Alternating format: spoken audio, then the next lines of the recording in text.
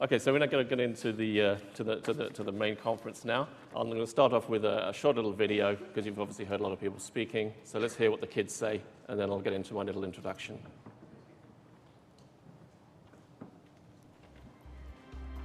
iPod, computer, phone, PS3, Xbox, TV, computer, PlayStation 3, iPod, television, computer, phone. Young people have a familiarity and are indeed comfortable with a whole range of technology. So I think our task as educators is to engage with them, to look at the platforms, to look at what they're using and to see what relevancy or how we can begin to use it in terms of enhancing our curriculum, our teaching. I use my PlayStation 3 for like internet and gaming.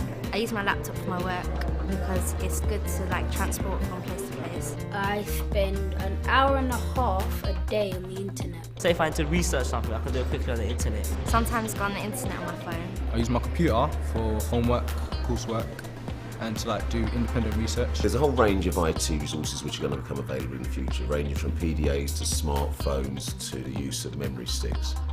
All these new technologies, they do present us with both problems or challenges and opportunities.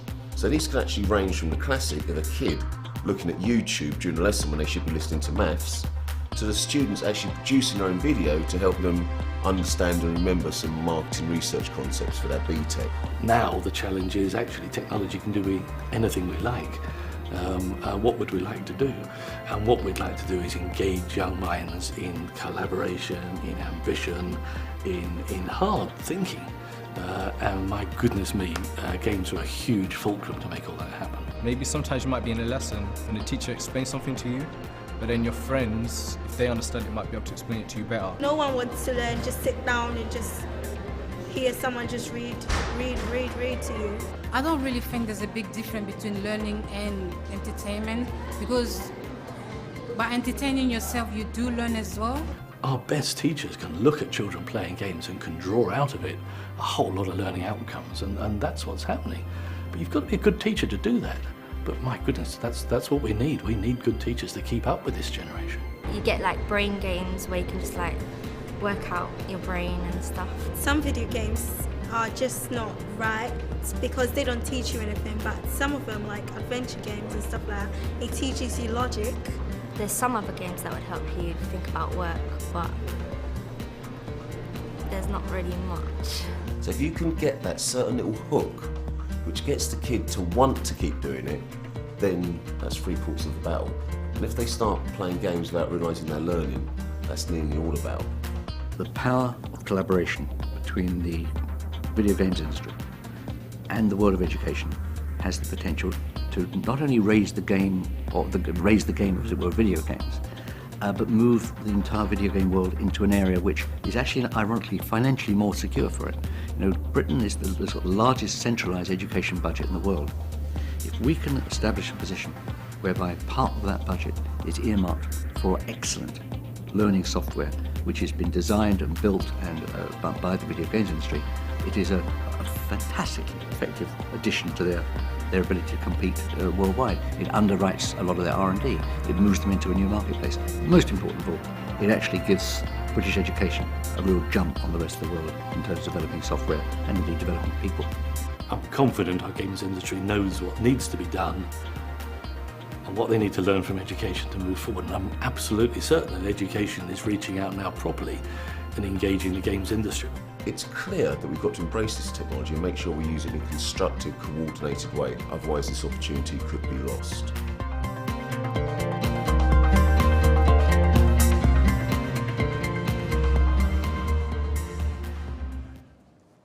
Thank you for sitting through that. I hope that sort of sets the tone of where we're coming from at this year's conference.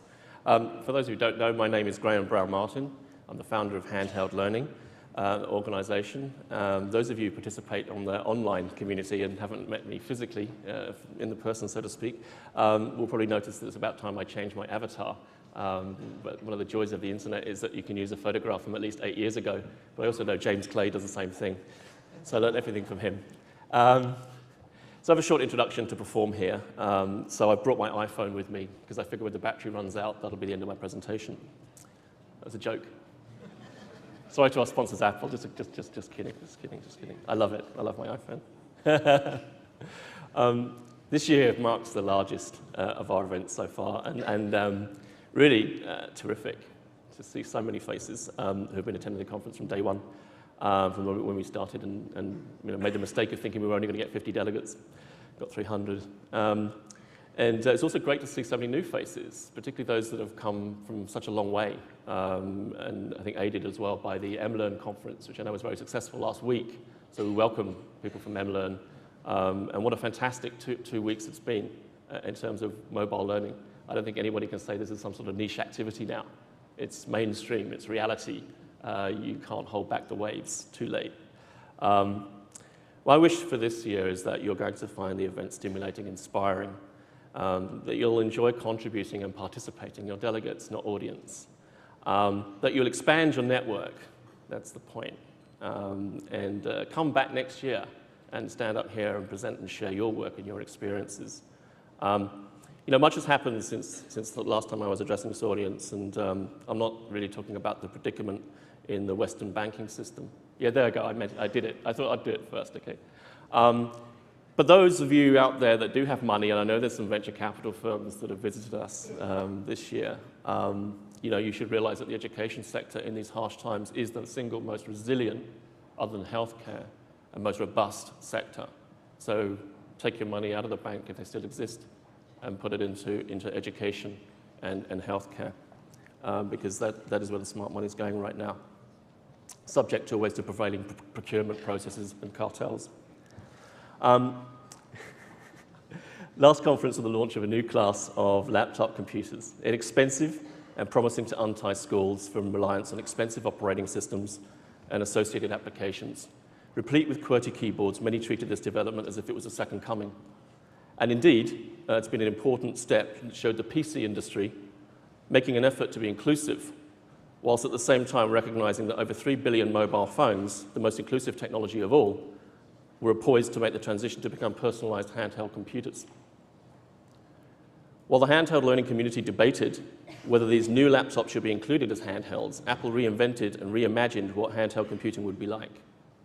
Besides, what really matters in all of this whole debate is the learning, and that's what this conference is about. Although we explore technology, the center of this conference is always about learning.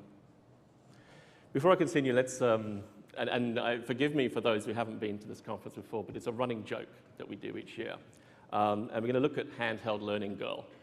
Handheld Learning Girl is my daughter, and we call her Handheld Learning Girl because she had the audacity to be born around exactly the same time as my first conference, when my wife, who was like this, and I were stuffing bags for delegates up and down the stairs of a Victorian terrace house. For those from the States, like a brownstone. And I think that helped with the whole pregnancy, so it was all kind of a little bit stressful at that time. But I thought it would be kind of cool to sort of, experiment with her and film her and see how her development for your entertainment in terms of mobile and other kinds of technology, to see how she progressed. Now, the first, the sort of second conference, she was just about one, and she'd figured out how to use an iPod and switch between playlists, which I thought was good, pre-literacy. The next year, she'd mastered the DS and using Nintendogs, and had taught a dog to sit, stay, roll over. So again, just with voice commands and so on. So let's have a look at where she is right now. She's still with the DS, which I think is an interesting thing because it shows that it's not a fad. A year later, she's still playing with it. She's just better at it. And you'll see some other sort of collaborative stuff that's going on as well. Okay. Oh, yes, by the way, that was sorry, I just wanted to go back to. No, we'll come back to that later. Let's go into that one.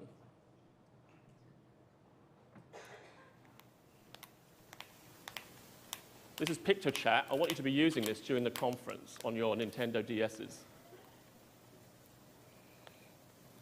So you can see she doesn't know how to write yet, but she's practicing with the scribbling and learning the graphics package. Listen to what she says. I like it up with that tissue. With that. Uh-oh.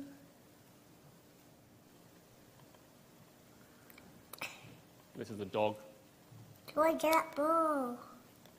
She's a ball frisbee.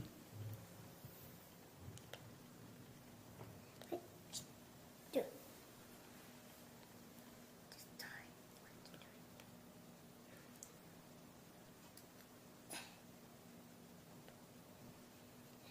Up here. The point of this is she's learning a lot of this from her sister and the boy next door. So there's some collaboration, some collegiality. Set. We also have a Weimaraner at home, and anyone knows a Weimaraner, they're really crazy dogs. And this is her now. She also works, she's got a Triple-E PC, and she uses Club Penguin on there, and she plays with her sister, who's 7, in a virtual space. This is like a Second Life, but for young kids. That's her sister across the other side of the room. Of course, they could just talk to each other, but this is far more fun. It's like when you send an email to the person next to you.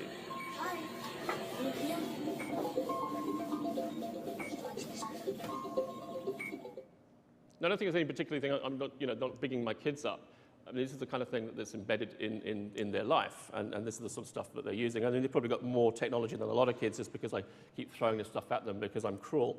The thing is, people learn through play. I didn't make that up. It's statistics that come from the BBC Factual Entertainment, and you can see the numbers on there. Let me give you another example of what I mean here. The other day, is because it was her birthday, we had a little birthday party making pizzas, and the pizza chef come entertainer was asking if the children knew how to make pizza.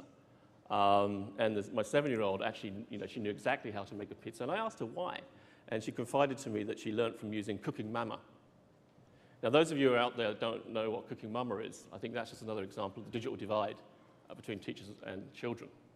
Cooking Mama is a game that's very popular amongst young kids right now, in terms of showing you how to cook and all this kind of business. But it's actually a lot of fun, even if I haven't described it in a particularly great way. During the course of this conference, you'll hear from numerous thought leaders, innovators, early adopters, and leading practitioners, and I suspect that the majority of people in this room fall into one or more of these categories. We have lots to discuss and think about over the next 2 days, and leading up to Lord Putnam's closing keynote on Wednesday afternoon. From my perspective, I neither represent a trade association or an industry body, nor do I have an OBE for services to industry rather than learners. I'm an activist for learning, as I suspect many of you are. At least I hope you are. Fed up with the pillaging of the public purse for ill-thought-out schemes that serve the interests of commerce rather than our learners, thereby putting all of our futures at risk. I hate to play the role of curmudgeon at the recent Home Access party. Maybe it's simply sour grapes, for along with the entire consumer electronics and entertainment software industry, I seem to have mislaid my invitation. It's just to me that the faces around the table seem to be familiar to those who were sitting around the early 80s Micros in School scheme, when a diet of BASIC, Pascal, and COBOL was prescribed for the nation's youth. Now we have a scheme to serve the needs of e-government, whatever that may be, masquerading under the Trojan horse of the digital divide, when the principal divide is caused by ignoring the fact that kids know more about this stuff than we do. And we'll need to in order to compete in the global market. The original iPhone, I think it's just worth remembering, the original iPhone, with all the brains in Cupertino and so on, was unlocked within 3 weeks of going on sale by a 13-year-old boy called Arix from Pennsylvania. Arix and his friend Ben have been hacking iPods since they were 9. In my experience, the general notion that the less affluent have no access to technology and are somehow less able to use it effectively or need nannying is both patronizing and insulting. You can get a PS3 with a mobile phone contract these days, and high-definition television, along with set-top boxes, are expanding into less affluent homes in a similar way that satellite TV did during the early 90s. Why are these technologies seemingly out of bounds? Learning Windows, Linux, or Weetabix isn't going to help when operating systems become irrelevant.